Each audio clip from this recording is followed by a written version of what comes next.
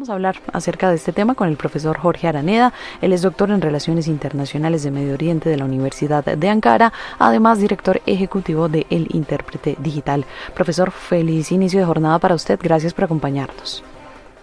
Un placer estar con ustedes nuevamente. Bien, profesor, ¿cuáles son las condiciones que enmarcan este anuncio de Hamas? ¿Por qué es tan sorpresivo y qué podría realmente estar detrás? No, en realidad son varios procesos en los cuales es importante destacar. Primero, como ya se mencionaba,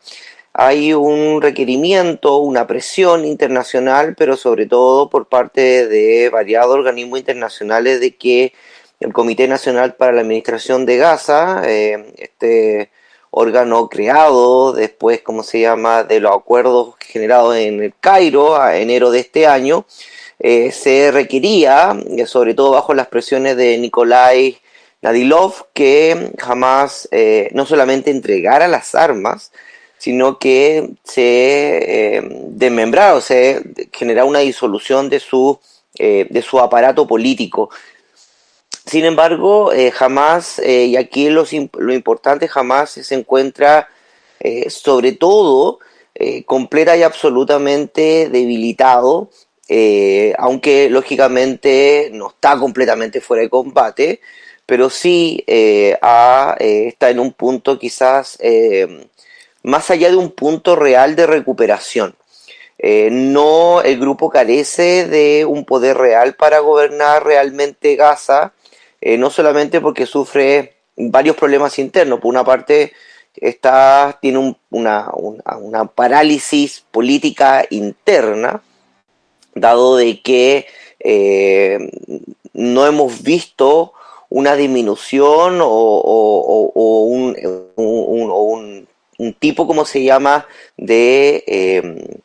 límite a lo que tiene que ver con la eliminación de Israel por parte de la cúpula de varias generaciones de la cúpula interna de Hamas, y que todavía lógicamente, incluso después del alto del fuego, se siguen ocupando y se sigue, como se llama, generando. No solamente eliminar una cúpula interna dentro de Gaza, sino también de todos los países aledaños. Por otra parte, tiene un desastre financiero,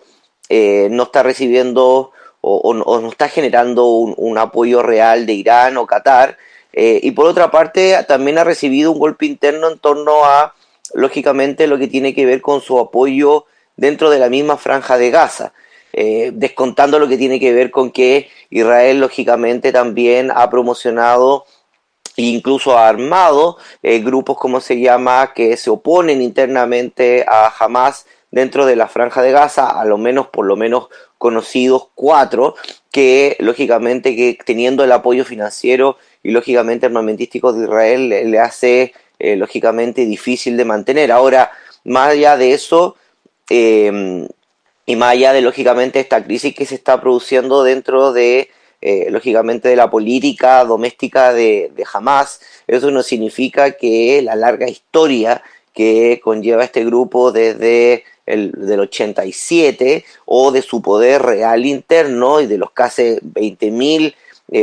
grupo o grupo interno que todavía lógicamente participa en Hamas, vayan a desaparecer de la noche a la mañana.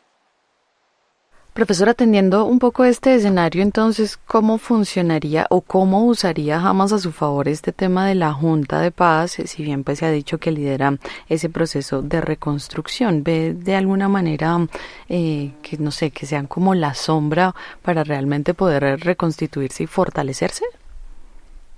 No, en realidad lo que se está generando es transmitir una responsabilidad de un punto que había llegado, llevamos casi va por los 3 años. Hace poco se conmemoró lamentablemente los 1000 días de la invasión de Israel a Gaza, y la población, no solamente lo que le ha transmitido a Hamas de diferentes formas por diferentes canales, y que también es una señal interna de Hamas en términos de esta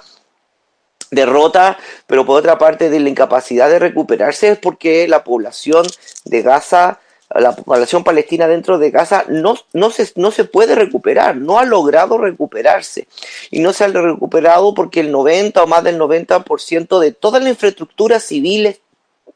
y servicios básicos dentro de Gaza están completa y absolutamente destruidos, e incluso en la actualidad. Israel no ha permitido la entrada de la ayuda humanitaria por fuera del derecho internacional y humanitario, incluso sobre las propias convenciones que ha firmado Israel en términos de los acuerdos. Las estadísticas son variables, pero particularmente algunos informes internacionales lo categorizan entre un 36 a un 40% de la ayuda prometida, y por lo tanto la sociedad en términos humanitarios dentro de la franja de Gaza no ha podido sobrepasar los límites necesarios de una vida más, entre comillas, normal, aunque nunca lo fue así. Por lo tanto, lo que se plantea aquí es que Hamás le dice, bueno, si Nicolás Nadilov lo que plantea como representante más de la Junta o de este Comité Nacional para la Administración de Gaza, en realidad casi como vocero de Donald Trump con el primer ministro Netanyahu, plantea de que no va a haber lógicamente un plan de recuperación dentro de Gaza, siento que Hamás todavía tiene el poder. Hamás da un paso al lado y dice, bueno, ahora lógicamente ustedes tienen que hacerse cargo de esto y empezar con estas, entre comillas, fases presentadas por Nicolás Nadilov, que supuestamente eran 3 fases entre unas 2 primeras semanas en donde había un cese de las operaciones militares, la retirada de Israel y lógicamente la entrada de este casi gobierno en el exilio, en dado que Israel tampoco ha permitido que este comité tenga poder, pero por otro lado que puede entrar incluso a Gaza. Profesor, pues ya en varias oportunidades habíamos conversado que todo este escenario de la reconstrucción ahí en la franja es absolutamente difícil. Este anuncio se da 9 meses después de la firma de la tregua, y quisiera preguntarle si también tiene algo que ver con el hecho de que la autoridad palestina haya anunciado elecciones o votaciones en los próximos meses, o definitivamente no tiene nada que ver y es un escenario solo para Hamás. No, es importante por varias razones. Primero porque ya se habían dado unas elecciones anteriores, en términos, participó casi el 24% de las personas, de los palestinos, que lógicamente por desplazamiento y por otras razones humanitarias y por la misma destrucción de lo que tiene que ver con la franja de Gaza, pero también con el miedo, lógicamente, casi generacional hoy en día, de aproximadamente 3 generaciones, de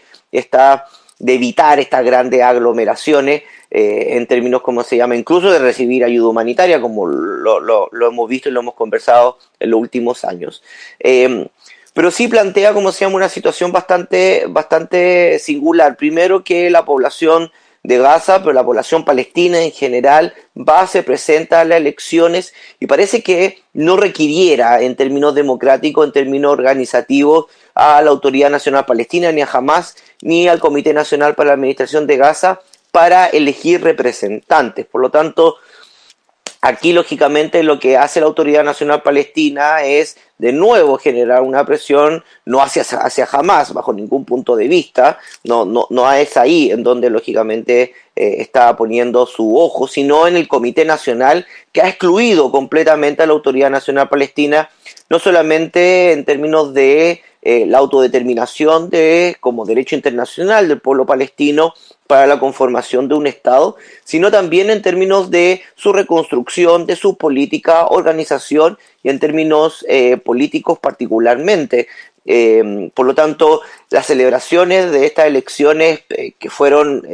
de aquí me puedo equivocar, pero creo que aproximadamente fueron el 25 de abril del 2026, lógicamente va a dejar una presión en torno al comité de decir, bueno, ustedes lógicamente no necesitan a nosotros para lógicamente conformar un cuerpo de seguridad, pero también administrativo, no solamente en la Cisjordania, sino también en la Cisjordania ocupada, sino también en Gaza. De ahí que Donald Trump y lógicamente el primer ministro Netanyahu vayan a tomar lógicamente esta opinión o estas presiones en su plan es bastante difícil. Profesor, finalmente, ¿qué representa el hecho de que Israel le haya restado importancia a este anuncio? ¿Va igual a seguir avanzando en el territorio? Sí, porque aquí lógicamente lo que hay que comprender es que aquí hay una ficción, un cómplice de una ficción narrativa. Jamás,